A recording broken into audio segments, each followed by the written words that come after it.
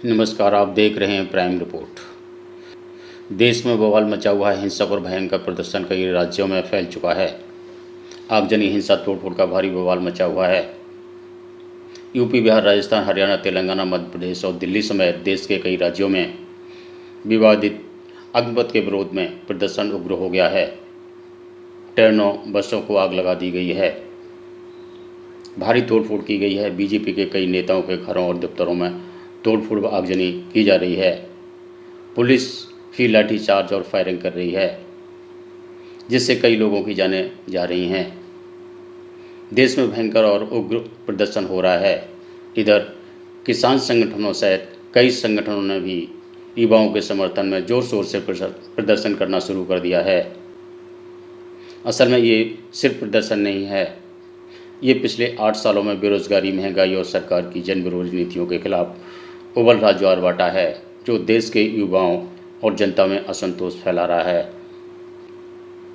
जब से देश में मोदी सरकार आई है, तब से अजीबोगरीब योजनाएं और नियम कानून ला रही है, जिनका देश की जनता के कल्याण से कोई लेना देना नहीं है। मोदी सरकार नौकरियां खत्म कर रही है, रोजगार के अवसर मिटा रही है।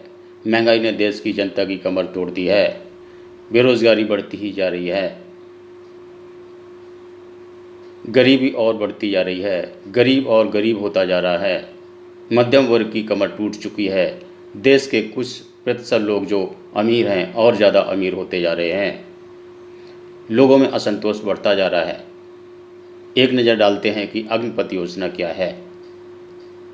योजना के मुताबिक युवाओं की भर्ती 4 साल के लिए होगी और उन्हें अग्निवीर कहा जाएगा।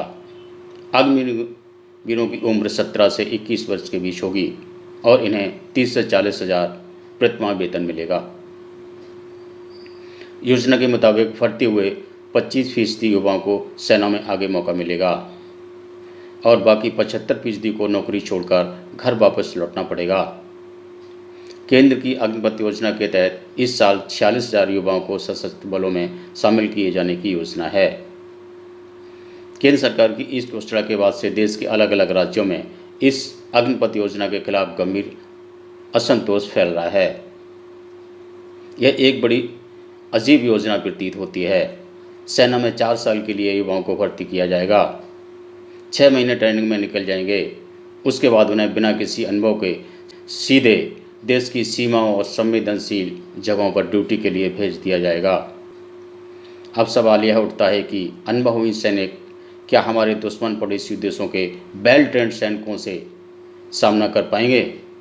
क्या खूंखार आतंकवादियों के सामने टिक पाएंगे? क्या ये अनट्रेंड युवक जघन्य और खतरनाक जंगलों और बर्फीले क्षेत्रों में ड्यूटी कर पाएंगे? यह संभव नहीं लगता है, क्योंकि इन सब के लिए विशेष ट्रेनिंग की ज़रूरत होती है।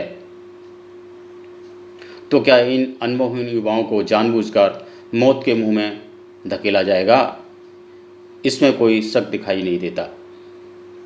दूसरी तरफ जब 4 सालों के बाद तथाकथित इन विवादित अग्निवीरों को सेना से निकाला जाएगा और घर वापस भेजा जाएगा, तो क्या ये लोग बेरोजगारी का सामना नहीं करेंगे?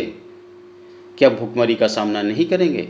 बिल्कुल करेंगे, और ऐसा ही होगा, क्योंकि इन लोगों का समय और करियर दोनों बर्बाद हो चुके होंगे जब इन्हें सेना में से निकाला जाएगा। और जब ये दोबारा बेरोजगार बन जाएंगे तो इनमें असंतोष फैलेगा। परिणाम स्वरूप सेना से निकाले गए ये लोग देश के लिए बड़ा खतरा बन सकते हैं। एक और बड़ी समस्या खड़ी हो सकती है, और इस संभावना से भी इनकार नहीं किया जा सकता कि सेना से निकाले गए इन बेरोजगार लोगों का मिसयूज़ नहीं होगा। बिल्कुल मिसयूज़ किया जा सकता है। जब ये लोग बेरोजगारी, भुखमरी का सामना करेंगे तो इनसे आसानी से हथियार उठवाए जा सकते हैं और इनको आसानी से किसी विशेष उद्देश्य के लिए मिसयूज़ किया जा सकता है, और अफ़गानिस्तान जैसे तालिबानों को पैदा करके उनकी एक नई फौज को जन्म दिया जा सकता है। ये भी संभव है, जो हमारे देश के लिए एक बड़ी बर्बादी का कारण बन सकता है। सेना से निकाले गए ये लोग कहीं एक बड़ी साजिश का शिकार तो नहीं बन जाएंगे? इसकी भी संभावनाएं दिखाई दे रही हैं।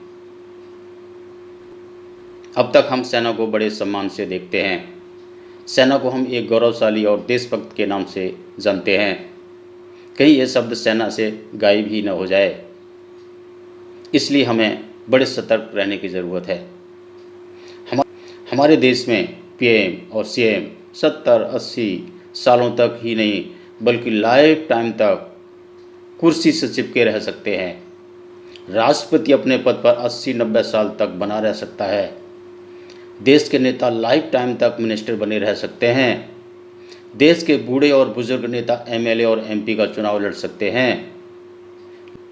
लेकिन देश के इन नेताओं के रिटायरमेंट की कोई सीमा नहीं होती। अगर ये एक बार भी इलेक्शन जीत जाते हैं तो जिंदगी भर की इनकी आजीवन पेंशन बन जाती है। लेकिन हमारे देश के युवा 24 साल की सीमा पार करते ही रिटायर हो जाएंगे, वो भी बिना किसी पेंशन और भत्ते के। ये हमारे देश का एक बड़ा अजूबा ही नहीं बल्कि हमारे देश का बड़ा दुर्भाग्य है। नमस्कार, आप देख रहे थे जन लोक इंडिया टाइम्स।